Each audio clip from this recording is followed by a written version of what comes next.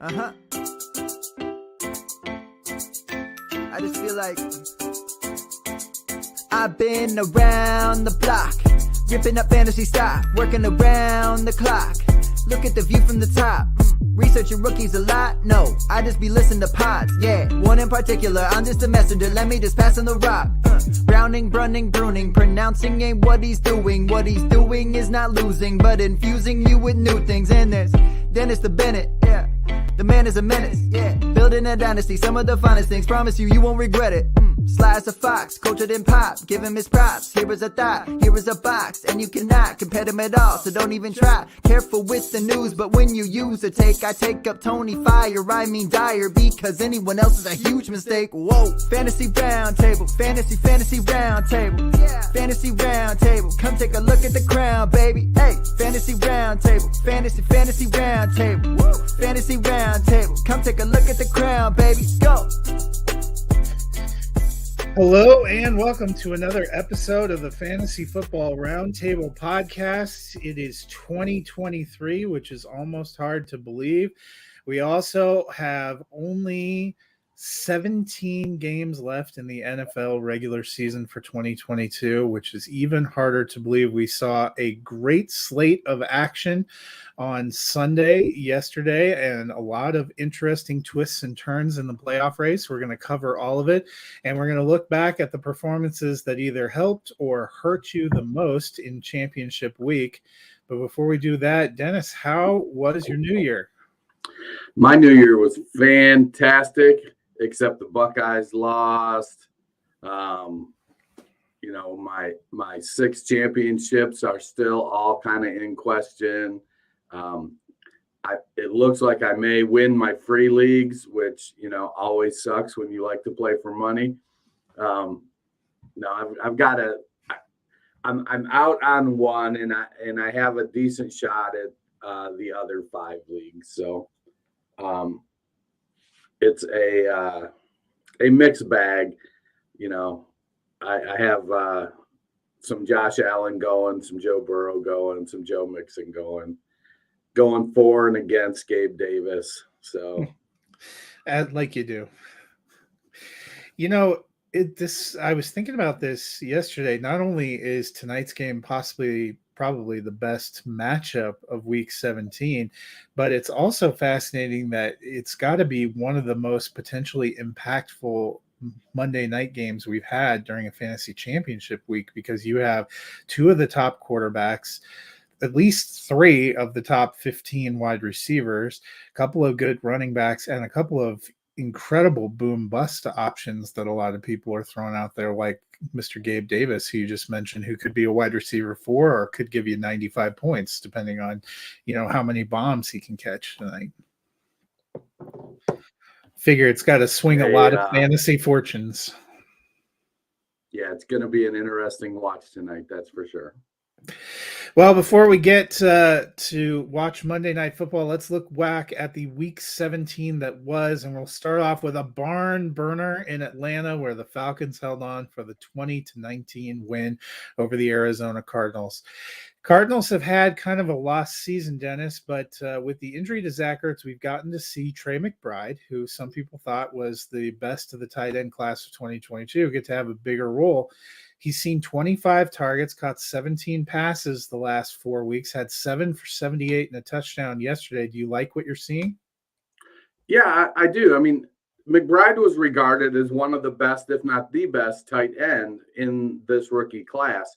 Now, I know we've had guys like Jelani Woods and Greg Dulcich and Daniel Bellinger and even Cade Otton pop up and play really well and actually get more playing time because McBride was behind Zach Ertz.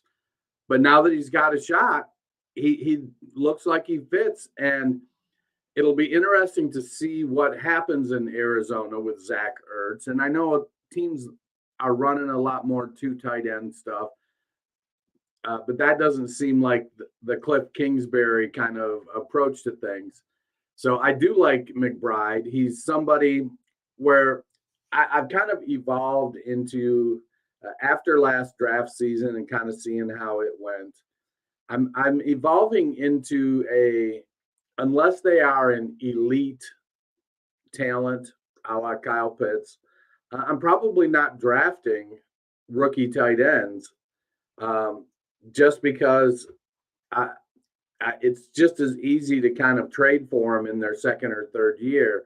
And there's only about 3 or 4 of them that really produce at a difference making level. So why spend draft capital there? Take some shots on running backs or wide receivers. But I do have a couple shares of Trey McBride. As you can tell, that strategy evolved after. Well, even I was going to say, even Kyle Pitts, we all love the talent. We haven't exactly gotten the most robust first couple of years here. On the flip side, for the Falcons, we saw them trade away Calvin Ridley in the middle of the season. I know he hasn't been on the field, and people probably forgot about that. But they have a good young receiver in Drake London. The aforementioned Kyle Pitts will hopefully be back healthy next year. And it looks like they found a pretty decent running back in Tyler Algier. We haven't seen a lot from Desmond Ridder in his 3 starts. How are you feeling about Atlanta's 2023 offense? I'm not sure Ritter's the guy. I want to see more from him these last couple games. His completion percentage has started to come up the last couple games. He's getting the ball to Drake London, which is, mission critical. So it's a situation to me, like I'm a believer you build a team from the inside out and you add the quarterback and running back essentially last. Quarterback because you want that elite quarterback with a rookie contract, and running back because they're essentially replaceable. Algier has played well enough that I think he's shown that they don't need to spend a day to draft pick on a running back. They can bring in a veteran if they decide not to bring back Patterson. They can bring in another veteran to pair with him. And they'll probably bring in a veteran quarterback to pair with Desmond Ridder and see if Ridder can beat him out. I don't know if it's going to be somebody like, Winston or Dalton or Mayfield or Heineke. I don't know who it's going to be, but I'm sure they're going to bring in somebody, a veteran to compete for that job, and they'll play the best guy. But I like what I like what Algier brings to the table, and Ritter's showing some moxie. His issue in college was inconsistent accuracy, and the last couple of games he's cleaned that up pretty well. And so if he can continue to play, he's mobile, he's got good speed, so he brings that threat to the game. But you want to see him passing for touchdowns and throwing for 250 yards, and we haven't seen that yet. Yeah, Atlanta's an interesting team because they've in some ways had a better season than we thought they would, and that's dropped them back. I still think they probably need another weapon. Quarterback is the biggest question to me.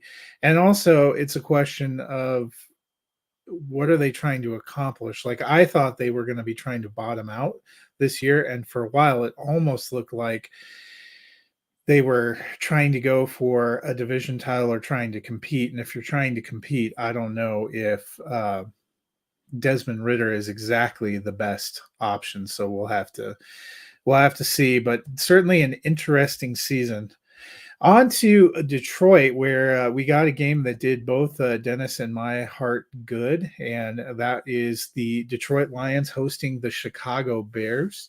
And the Lions got the 41-10 victory over the Bears, which keeps their playoff hopes alive. They're up to 8-8 on the season, a pretty big accomplishment, but we will get to Detroit in a minute. First, it's been interesting to watch the Chicago Bears. They have a running back in David Montgomery, who is essentially their starter, but he was coming into a contract year, and we've been wondering how he was, what the future was. It doesn't seem like he's their future. They've also got a young back in Khalil Herbert.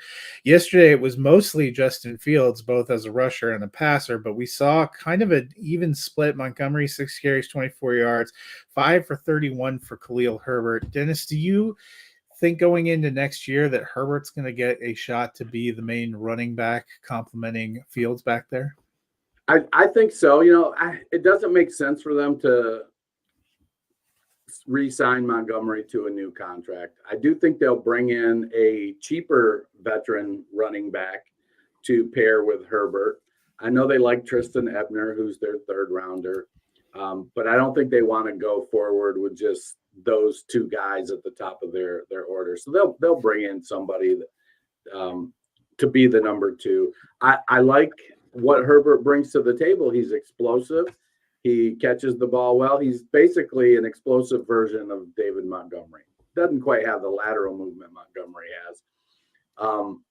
But I think he's shown that if he's healthy, he can be the 1A. On the flip side, for Detroit, of course, Jamal Williams and DeAndre Swift had huge games just to spite my concern about their volume. But I want to talk for a minute about Jared Goff. There's been a lot of back and forth this season about whether, and for the last couple of years, about Detroit needing to go get a quarterback. But it seems like Goff has had a very solid season and has been kind of the veteran guiding presence for this younger offense as they've found themselves and established themselves. Yesterday, 21 of 29, 255 yards, 3 touchdowns, no interceptions. Lions are now 8-8. Do you think Goff is back leading this team in 2023? I do. To me, it doesn't make sense to with the other holes they have, and then with the quality they have at the other positions on offense. Maybe you need that elite quarterback to win it all, and Goff isn't that. But they've got a very strong offensive line. Jamison Williams is coming on now that he's back and healthy. Amon-Ra St. Brown is the real deal. Their third receiver, it's probably Josh Reynolds, and he's serviceable. Their 2 tight ends, they got rid of Hawkinson, but Brock Wright and Zylstra seem to be doing a bang-up job there. They need help on defense so they can be more consistent on defense. You know, they drafted Hutchinson, who's played really well. Jeff Okudah has started to come back pretty good after his missed season with the injury. That Malcolm Rodriguez has stepped in at linebacker and played really well. So they have some pieces. They just need to get consistent on defense. And I think when they can play well against good teams on defense and not just against bad teams, then I think they'll be at the point where they can kind of try to get that elite quarterback. Maybe they go rookie. They probably won't be in a position to, so they'll probably have to bring in a veteran. But we've seen quarterbacks like Goff win Super Bowls. We've seen Goff get to the Super Bowl. So as long as everything else is clicking for them, I think he's a good quarterback, and you're not going to have to break the bank on him. So I think he'll be back next week. Well, hopefully he's back for sure next week. But next year. I do think they need to maybe take a look at their backup quarterback. I'm not sure. I think who is it? Sudfeld is the backup. Yeah, because they went and got him during the Hard Knocks. And so I don't know if he's got what it takes to step in for a long stretch if Goff gets injured. So they do need to build some depth at the quarterback position. They've done well building depth at running back. Wide receiver with Chark and Reynolds and Amon-Ra and Jamison Williams. So they've got good depth on offense. They just need to put the defense together and then let Jared Goff go out there and take the occasional shot and play safe ball. On to Houston, where the Jaguars came into town and won 31-3. Were able to actually rest their starters in the second half. We got to see C.J. Beathard and, much to everyone's horror, a healthy dose of JaMychal Hasty. The Jaguars, they're now 8-8. They have a basically win and you win the South in your end game against the Titans, which surprisingly got set on Saturday night, the ESPN Saturday night game. I don't know, it's early for picks, but I don't know about you, but I'm feeling like they're trending toward making the playoffs. If they do, they get a home game. How would you feel about the Jaguars as a playoff contender? I've said all season since they've started to play well and be in contention that I think they're a year ahead of schedule. I like Doug Peterson as a coach, and I think he's done really good. We saw yesterday. We saw Travis Etienne show what made him a first round pick with that big run, and getting Calvin Ridley next year. I've seen a mock draft recently that had them taking Michael Mayer at tight end. I don't know how I feel about that based on the way that Evan Ingram has played for them. I don't know that that's necessarily a need. But next year, I think they're going to be a contender for their division. And it won't be one of these 8-9, 9-8 kind of things. I expect them to pop up into double-digit wins next season. Well, and they're in great shape because we'll talk about Houston in a minute, but it looks like the Titans and the Colts are definitely on the precipice of rebuilds. The Colts likely will have a new coach. Both of those teams probably a new quarterback. And then there's Houston, which, they're tracking to be the number one pick. I don't think anyone thought they were going to be great this year, but they've been kind of abysmal at times. We saw David Culley have a team that had a little bit of fight and yet get cut after 1 year. What do you think happens with Lovie Smith? There seems to be not quite the same fight coming out of Houston as there was last year for Culley. I don't know if he needs to be replaced as the head coach. It's a shit hand. And while I think by and large, we all felt Culley should have gotten another year.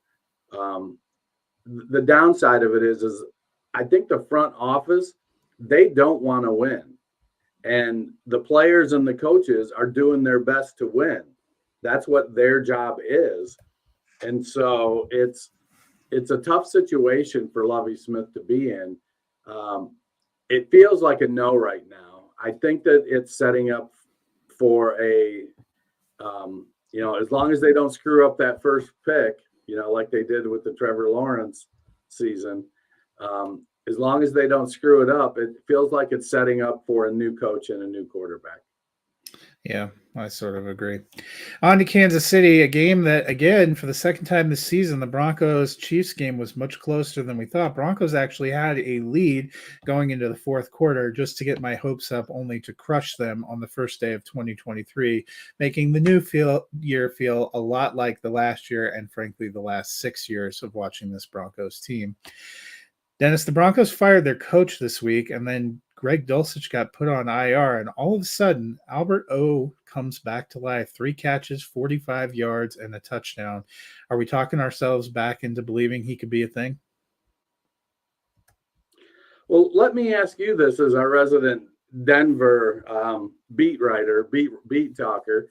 Like, what was the talk? What was the talk in Denver about what happened with Albert O? I mean, he's an athletic tight end, good pass catcher. Was it just Nathaniel Hackett said, screw this guy?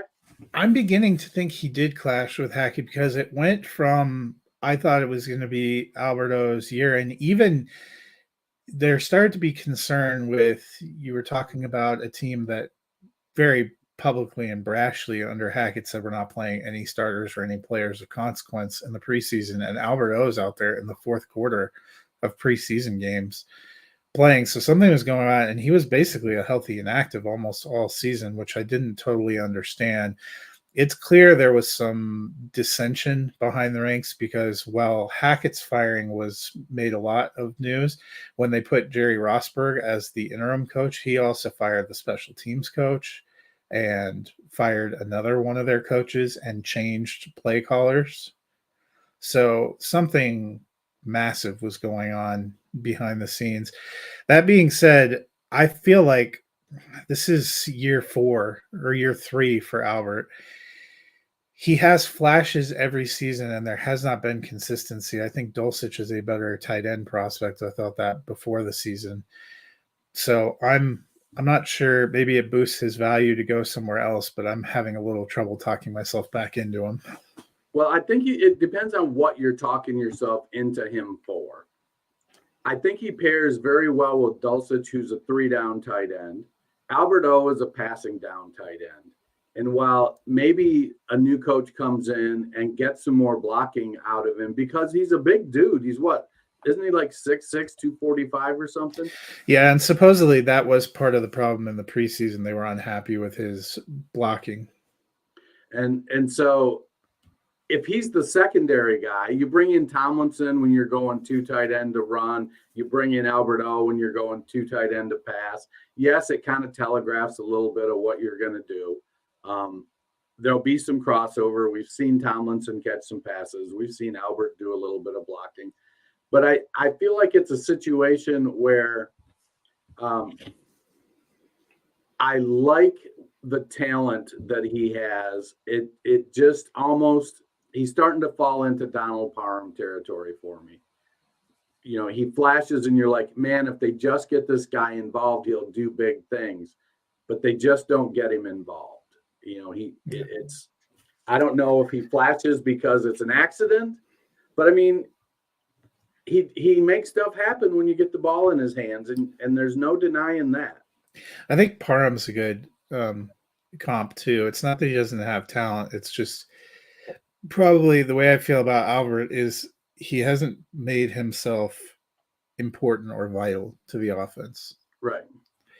On the flip side, you know, the Chiefs have been remaking and reshaping their wide receiver core all year. They went and made a trade for Kadarius Toney midseason. We haven't always seen a lot. Had a pretty decent day yesterday, caught 4 passes for 71 yards. We're kind of seeing him. Yeah, Sky Moore's even getting a little involved. Jerick McKinnon's been going great guns. What do you think about Kadarius Toney going into 2023? I think he's a number 2 at best. The inconsistency, he's got the ability to be one of the top playmakers in the league. And it'll be interesting to see if Andy Reid can bring all of the other things associated with the position out of him to allow him to be on the field enough to be a consistent playmaker. Yeah. He's electric with the ball in his hands. And I think that the persistent hamstring issues are worrisome. You know, he went from missing basically a year and a half with hamstrings to now he's back in, and it's like, okay, well, let's see what happens. It seems like as soon as he starts to get on a roll, that hamstring flares back up again. And I don't know if he's got some sort of ratio of hits to hamstring injuries or whatnot that he has to adhere to. But I love the talent. I love the electricity, but I'm so scared of, I mean, he's Gabe Davis inconsistent. Yeah. And in some ways, I think it benefits him a little bit being on the Chiefs where some of the pressure can be off because Mahomes does a lot of things and Kelsey's the focal point of that offense. Sadly, for me, being a Broncos fan, I have been impressed by some of the young talent and potential that the Chiefs are continuing to reload and rebuild with. Because I don't know how you feel, but I think they do not re-sign Juju Smith-Schuster. And I think you're going to see some of these young receivers and MVS, who's on a longer-term deal with Kelsey. I think they'll keep McKinnon. I think CEH might be done there. Yeah, I don't see any reason why they're going to keep CEH around. McKinnon, you know, McKinnon wants to win a title. He's getting up there in years. He's being used in a very, very productive manner. And so, yeah, I agree they bring McKinnon back. Pacheco will be the grinder next year. Ronald Jones or somebody else will be the third back. Jones. I forgot Ronald Jones was on that team. On to New England, where the Patriots held on for a 23-21 win over the Dolphins that kind of has shifted a little bit of the playoff fates for both teams. For the Dolphins, 5th straight loss. Teddy Bridgewater threw a killer interception and then left with an injury. They are saying it's a broken finger on his throwing hand. Tua is also viewed as highly unlikely to play in Week 18, which could leave the Dolphins starting Skylar Thompson against the Jets in the last week of the season. Dennis, they were 8-3. Now they're 8-8. They're on the outside looking in, but they still have, by probability, a decent shot. But do you feel like the Dolphins are tracking toward being done? Yeah, no Tua, no Teddy. I just don't think that Thompson can get it done. He's still he's a developmental rookie who has been thrust into it. If it was 3 years from now, I think it may be a completely different story with Thompson. But with Tua's third concussion and how many weeks, we know what Teddy is. It almost feels like Miami's going to be in the market for a quarterback. Yeah. Well, and it's one of the stories worth watching this offseason, as we discussed a little bit on Friday, is whether Tua walks away for his personal health. On the flip side, the Patriots did what they needed to do. They got the win. Now they are in technically the easiest playoff situation. Win and you are in, but that win would have to come against a Buffalo Bills team that figures to have plenty to play for. Do the Patriots have enough on offense to get it done? It's a situation. We've seen Bill Belichick create a game plan against Buffalo, albeit one where the Buffalo Bills quarterback was hampered by wind every bit as much as Tua was, or Mac was. Can they win? Yeah, they can. Will they? I don't know. They've had some injuries along the offensive line. The defense plays hard. They had I think their top 2 cornerbacks were out this week. Maybe some of that was precautionary, thinking they could beat Dolphins. Maybe they were bad enough that it's going to affect their availability next week. I definitely think that they're going to need those 2 guys against Buffalo. It's going to be Buffalo is going to come up. They want that number 1 seed. It's a point of pride for them. They've been. It also makes huge difference in the seeding. You can stay away from Cincinnati and Kansas City until the championship game. Yep, and then it's at your place. So I think Buffalo is going to come out and they're going to play hard. I don't think they steamroll the Patriots, but I do think the Patriots, they have a puncher's chance to put it in boxing parlance. What's fascinating is preseason I pegged both the Dolphins and the Patriots to be 8-9 just out of the playoffs, and toward the middle of the season that looked like the dumbest prediction I've ever made, and now I'm starting to feel better about it again. On to New York, where the Giants just destroyed the Indianapolis Colts 38-10 to lock up their own playoff spot. Dennis, after the epic collapse last week and just getting blown out of the water this week, does it feel like the Colts have quit on Jeff Saturday? I'm not sure they ever really started. The way that whole thing came about, and, he came in there a little rah-rah players, coachy kind of guy. But there are players on that team that looked around at the guys that have been busting their ass on that coaching staff all season. And for them just to not even be considered, I think that left a sour taste in their mouth. I think, Deion Jackson might have been vocal about it because, there's reports about him getting all up in Saturday's grill. And, we saw him very lightly used. Very lightly used yesterday. So, and now it's been great for Zach Moss, if we're being honest. But if they bring Saturday back next year, I think it is a travesty. Yeah, they just look awful too. On the flip side, the Giants entered this season kind of trying to discover themselves and their future, letting Saquon be on the last year of his contract and declining the 5th-year option for Daniel Jones. Now the report is that they want both those guys back, that they're pretty excited about what they've seen in 2022. What do you make of that report and the future for the Giants?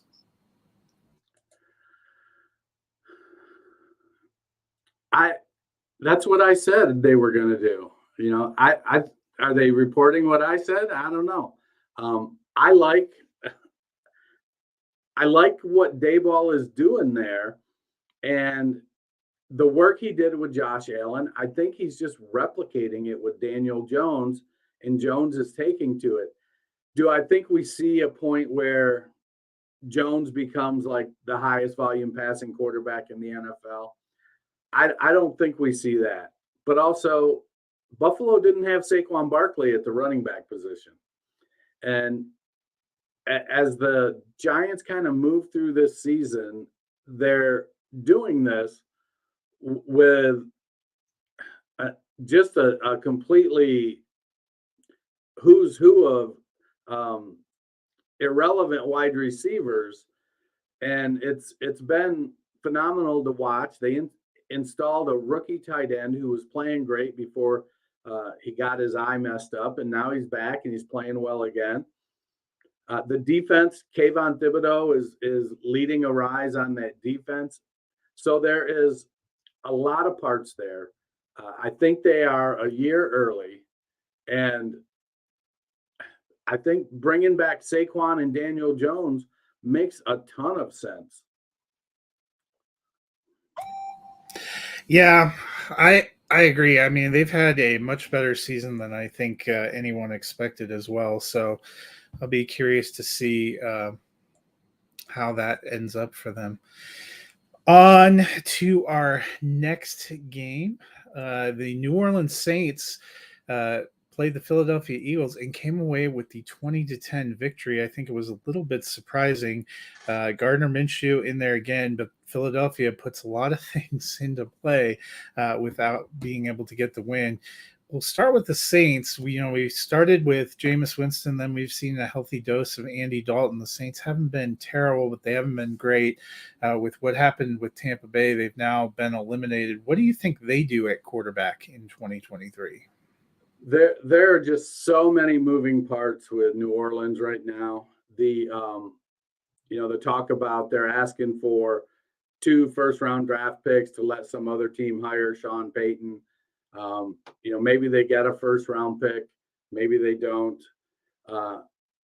That is what could honestly sort of refuel their rebuild. It wouldn't surprise me if they move on from Alvin Kamara. I think he's getting up there. They're in a rebuild.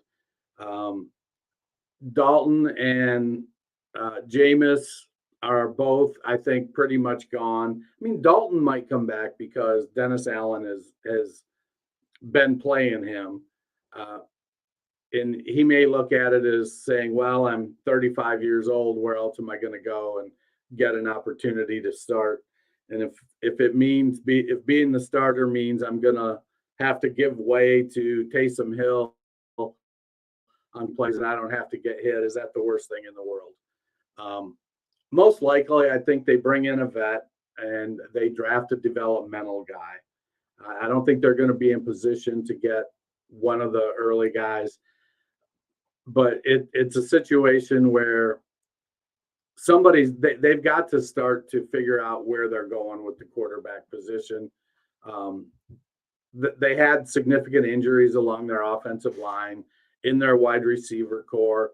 Yeah, I think they really hit on a great guy with Shaheed, Chris Olave. I think those 2 guys are going to be the core of their wide receiver group, and Juwan Johnson at the tight end position. So they've got some skill players there, and if their O-line can stay healthy, it's not too bad. But to me, it comes down to they need to take whatever they can get. If it's 1 first-round pick to let Sean Payton go be a head coach somewhere else, do it. Use that pick to kind of get yourself back on track. Yeah, I think a biggest question they probably have to face too is what are they going to do with Michael Thomas, who they just can't keep on the field. It looked like they tried to rebuild their weapons this year with hopefully having Thomas come back and signing Jarvis Landry and drafting Olave, and that hasn't entirely panned out. So be curious to see what they do. On the flip side, for the Eagles, a tough loss. This puts them a little bit closer now. San Francisco right on their heels. So is Dallas in their own division. do you think it's really possible with the game in Week 18 against the Giants that the Eagles could lose the number 1 seed? They need Jalen Hurts back. I mean, honestly, I was surprised that Minshew didn't play better than he did. I was just pulling up Michael Thomas's contract. It looks like about $25.4 million in dead cap if they cut him next year. Yeah, it looks worse the more time goes by. Yeah. But yeah, I mean, Philadelphia needs Hurts to get ready, and just a blurb I heard earlier today was that it looked like that SC joint sprain was going to allow him to be back next week. I don't think that Gardner Minshew.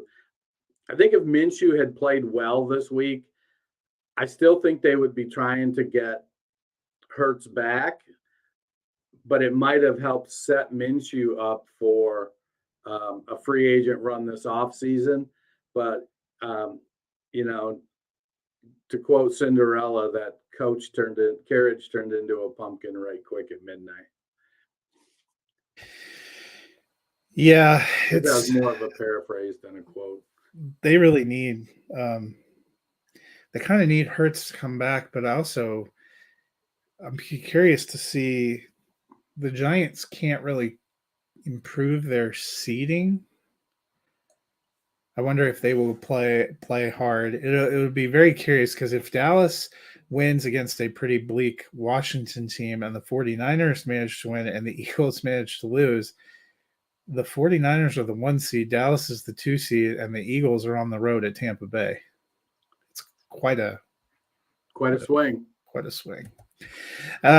On to Tampa Bay, which managed to pull out the surprising 30-24 win over the Panthers. I said surprising because at the start of the fourth quarter, they were actually trailing 21-10. They had an explosion and were able to get the victory. But before we jump to them, for Carolina, Sam Darnold, since he came back, he hasn't always had incredible stats, but he has had Carolina playing well. 341 yards, 3 touchdowns, and an interception yesterday. Also ran for 20. He's another guy who's in a contract year. What do you think happens to Darnold in 2023? Yeah, I think he's going to get an opportunity to compete for a job somewhere. I don't think he's going to be handed one. Yesterday was the first time since he's been back starting that Carolina said, look, you're going to have to carry us, Sam. And while they weren't able to pull out the victory, in Sam's defense, he doesn't play defense. He spread the ball around well, and Wilkes didn't look to hide him. So I think they're getting confidence. He got the ball to DJ Moore. If we could have gotten that type of production out of DJ Moore all season, fantasy managers would be elated. I was a little disappointed in the production of Deontay Foreman, but that was for personal reasons, I guess. But I like Darnold to get an opportunity to go somewhere and compete. He could be the veteran that they bring in to Atlanta to pair with Ritter or something like that. Yeah, Foreman might be the most frustrating player of the fantasy playoffs because just about the time you gave up on him last week, he exploded, and then you put him back in, and you get that. On the other side, the Buccaneers, they struggled for a little while, but then kind of found themselves, exploded for 20 fourth quarter points to get the win. 432 yards for Tom Brady. We saw 10 receptions for 207 yards and 3 touchdowns for Evans, 9 for 120 for Godwin. Is this the game we've been waiting for from this Tampa Bay offense? I think so, except for the running game. The running game did not produce. And I don't know, there were 21 carries split between Fournette and White. I don't know if one of them guys had gotten 18 of those carries, if it would have made a difference. I thought Fournette scored a touchdown on that one play, but then Brady got the sneak, and the only place that mattered to me, I had both Fournette and Brady, so it was the same 6 points. It just would have looked better on Fournette, made me feel a little better about his day. But yeah, I mean, Evans went off. He's been making those big plays all season, it seems, and they've been getting called back for penalties. And yesterday they just clicked on them. Phenomenal day for Chris Godwin. This is what we've been waiting for all season and what we expected. Yeah, and hopefully a good sign for them. They have locked up their spot in the playoffs, and they will host a game during Wild Card Weekend. Our next game is the Washington Commanders, who hosted the Cleveland Browns and lost 24-10 for the Browns. Deshaun Watson, only 9 of 18 for 169 yards, but did get 3 touchdowns, did decent rushing. Is this kind of an encouraging sign for Browns fans? I don't think so. I mean, he was efficient when it comes to touchdowns, but we didn't pay him $252 million to complete 50% of his passes for, what was it, 169 yards, something like that. Yeah. Yeah. I mean, the 3 touchdowns are nice, but that's not $250 million worth of quarterbacking right there. Only Amari Cooper led the team in targets with 4. It was nice that Nick Chubb was productive, but the offense they just did not run a lot of plays. It's a slow-paced team, and I get they were playing the Commanders, who aren't that good. But still, I'll take the 3 touchdowns. I haven't started Watson anywhere, and it would sure be nice if he was passing it 30, 35 times and completing 67% of his passes with that kind of touchdown efficiency. Yeah, I mean, I guess it's nice they got a win. It wasn't exactly huge like yardage day, but they did managed to pretty well dominate that game, but they dominated on defense mostly, which leads us to Carson Wentz. He was getting the start, another chance to maybe prove he could be the guy. 16 of 28, 143 yards, no touchdowns, 3 killer interceptions. Washington officially eliminated from the playoffs. What do you think this means for Wentz and his future? Well, I will say I'd much rather have Deshaun Watson's day over Carson Wentz's, that's for sure. Wentz is he's a backup quarterback. He's Case Keenum. He's Taylor Heineke. He's Colt McCoy. Actually, I'd rather have Colt McCoy, to be honest. But he's not that good. And I think I don't want to say the game is past him. Whatever Peterson did to bring out the great play out of him those couple seasons, that was magic.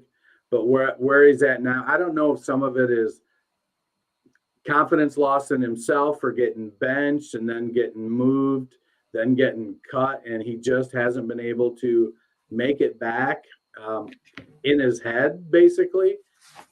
But the confidence isn't there. He's making poor decisions, and I know the Browns pay their players too. They're professionals, and so some of the plays are good, but Wentz just are good because the Browns make good plays. But Wentz just isn't that good. Yeah, it'll be interesting to see where he goes. I would imagine in 2023 he's going to end up a backup somewhere.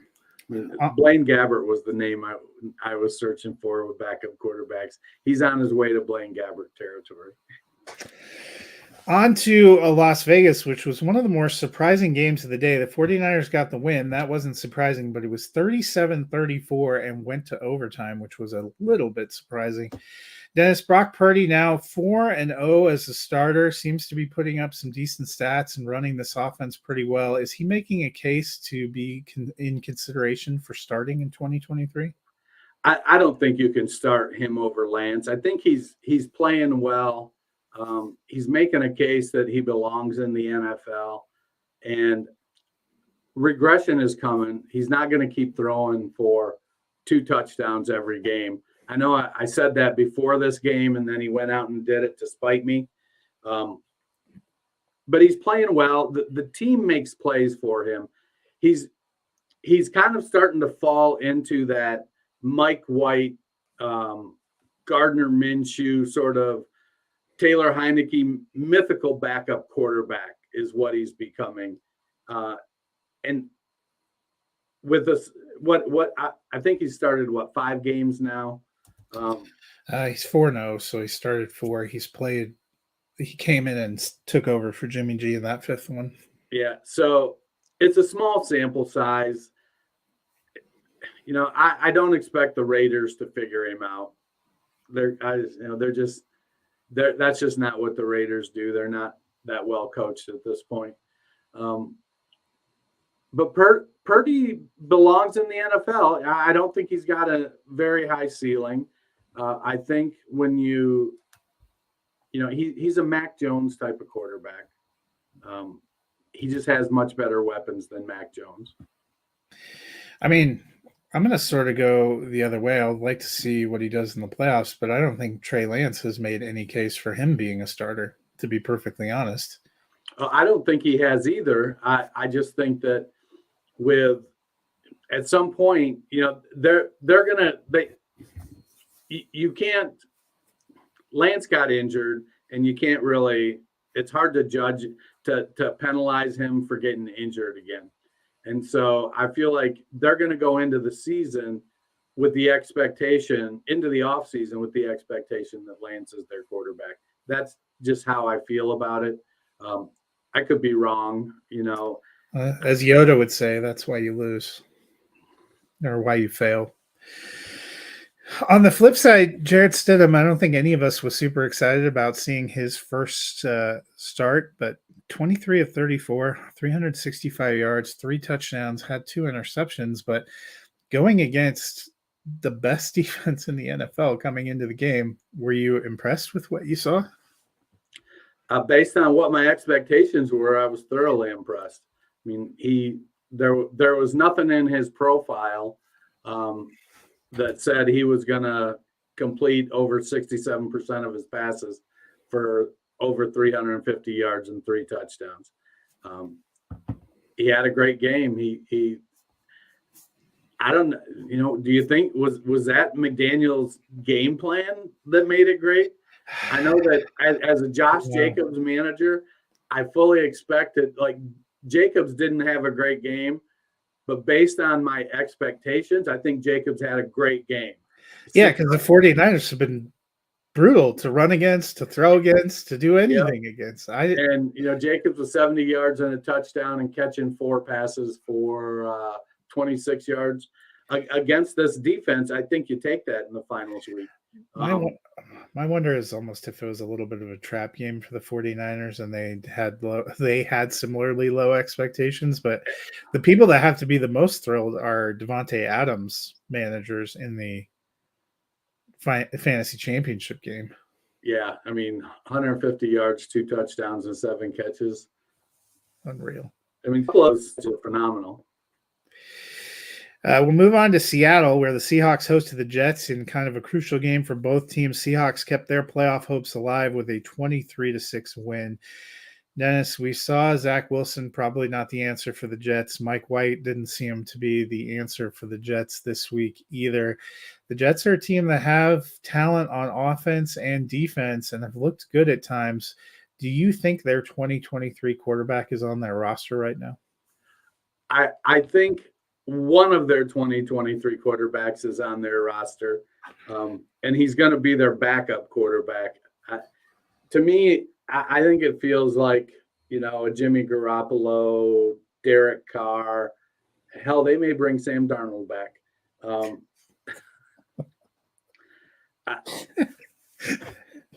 I don't know if they've got the gumption to eat Zach Wilson's contract if they can't trade him. But I just don't think he's going to make it back. I think he's going to go the route of, what was it? Jake Locker, who came in, inaccurate quarterback, didn't play great, and basically got dinged up. And then 2.5 years in, he was like, I'm going home. And I think that's where we're at kind of with Zach Wilson. They've got players on that team They're getting Brees Hall back next year. They've got Garrett Wilson, solid tight ends, if not spectacular. Elijah Moore is good. 3 of their top offensive linemen have been out most of the year. They need some help on the O-line. Their defense plays really well.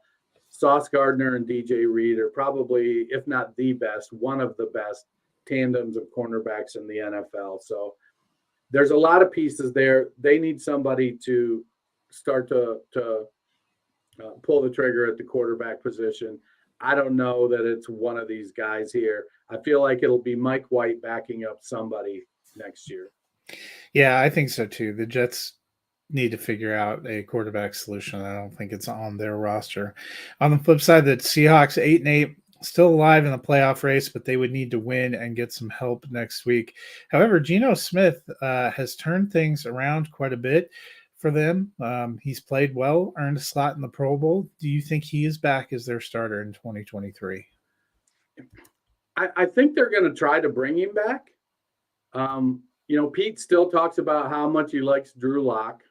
But I think, Drew Lock is just a less controversial Zach Wilson, I think. Well, he's on the contract year too. This would be the end of his rookie deal. Yeah. And so the thing with Geno is I look at Seattle and I look at the landscape, where they're drafting and the free agent market. And I'm like, who are they going to get that's better? I think that Geno, I don't want to say will feel some allegiance to them or some loyalty to them for giving him a shot. But I think going back to Seattle, Geno knows he'll be the starter. And going somewhere else, I don't think he's guaranteed that. The quarterback market, both free agent wise and in the draft, isn't great. And so it makes sense to me that Geno goes back to Seattle and sees if they can kind of redo this year. Kenneth Walker will be a veteran at that point. He looks great. They've got some pieces on offense and defense.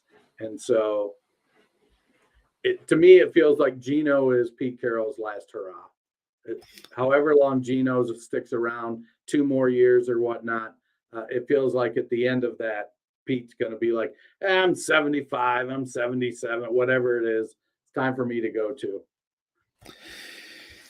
On to Green Bay, where the Packers just destroyed the Minnesota Vikings 41-17 to keep their own playoff hopes alive. The Packers are now in the driver's seat. With a win next week, they are in because they will have the tiebreaker over all the other 8-8 teams. The Vikings, meanwhile, had a golden opportunity to move into a record-wise tie with the Eagles and now have knocked themselves out of the running for the number 1 seed. So, Dennis, what do we think about the Vikings after this poor showing? Well, how dumb was I for picking them to win in Green Bay? Well, on paper, 12-3, 7-8, the Vikings. I mean, they either win by 3 points or they get blown out. That's basically all they've done this season. So I know Jair Alexander is good, and I expect him to play good. I did not expect the kind of shutdown on Justin Jefferson that we had yesterday. To me, that was just a phenomenal performance by Alexander. I don't know, Cousins, 205 yards and a touchdown, 3 interceptions, including a pick 6. It was just an ugly game all around. 27 yards rushing for Dalvin Cook. The only one you're really happy that you played was Jalen Naylor, and let's be honest, who or KJ Osborne? Jalen Naylor. KJ Osborne 7 for 59 and a touchdown. Yeah, Hawkinson was 7 for 59, but just about what you expect. It was horrendous. It was brutal. We made some jokes when Aaron Rodgers said the Packers were going to run the table and get into the playoffs. Now they are literally 1 game away. How are you feeling about their chances? I want so much to believe the Lions are going to win next week. I feel like the kid in the Polar Express who can't hear the bell. And I'm standing here and I'm shaking my little Lions bell and I can't quite hear it yet. I want to believe and I'm shaking my bell, but I don't think I can get there. I think the Packers are, Aaron Rodgers is a guy that, when you hear now here's a guy, he's that guy. They'll have Watson back. I think he'll be closer to full health. Romeo Dobbs, Dillon, and Jones both look good. Hell, even Robert Tonyan caught a touchdown pass yesterday. So to me, this is a case of Rodgers willing the Packers to the playoffs. I don't know how deep they go, but I think they make it. I feel like it's going to be a situation where he puts them on his back and he carries them in against Detroit. It's going to be a heck of a game. There's so much on the line, too. I'm like you. I want to believe in Detroit, but Green Bay has just seemingly found themselves post-bye. On to the Battle of Los Angeles, which is probably the closest we're going to see to your ill-fated Super Bowl prediction of the Rams and Chargers. They do get to play here in the regular season. Chargers get the 31-10 win. Another 100-yard day for Cam Akers. Are you feeling good about him going into 2023? So we didn't burn those tapes like I requested. Like, who did I pick? I know I picked Buffalo, but I'm pretty sure I picked somebody that's dead in the NFC. I like what I'm seeing out of Akers. He's playing well. He's never going to have the J.K. Dobbins vision. I don't think he's going to have J.K. Dobbins balance. But he's a good running back. His explosiveness is starting to come back. I think next year, to me, it feels like if we go into next year and Sean McVay is actively trying to replace him, I feel like it's just Sean McVay being stubborn and saying, I can put anybody here and be successful. And my response is going to be, then put the guy you have there who's been doing good. That's, maybe he's bitchy in practice, and that's why McVay's like, I'll show you. I don't know, but I like what I see for Akers. If he, with him running like this, they get Kupp and Stafford back next year. I think the Rams are right back in the race for the Super Bowl. Maybe Allen Robinson actually shows up. On the other side, the Chargers now 10-6. They've won, I believe, 4 straight now. They're in good position to actually move up to the 5th seed. Are they peaking at the right time? Well, Austin Eckler certainly is, that's for sure. Justin Herbert hasn't been quite the fantasy stud that we had hoped. I mean, even yesterday, 212 yards and 2 touchdowns. I think when they scored 31 points, you probably want a little bit more. And the touchdowns were to Parham and Everett. So if you were banking on big days from Williams and Allen, you didn't quite get what you were looking for there. As a team, they got Joey Bosa back yesterday, and that bodes well for the playoffs. They still have some holes on their offensive line because of injuries, but Joshua Kelly's playing well. Austin Eckler is playing really well. Williams and Allen, Everett, Carter, Josh Palmer. Palmer hurt me yesterday. I did start him in a couple spots in championship games that it did not go like I expected. And honestly, I was in positions where I didn't have any other options. And my hope was, look, if I can get 20 yards and a touchdown out of him, I'll be happy. And I didn't get that. Yeah, it was it was a sturdy win for the Chargers, but it wasn't incredible for fantasy. The night game, Worked out like I had thought. The Pittsburgh Steelers getting the 16-13 win over Baltimore, keeping their hopes alive to possibly slide into the playoffs again.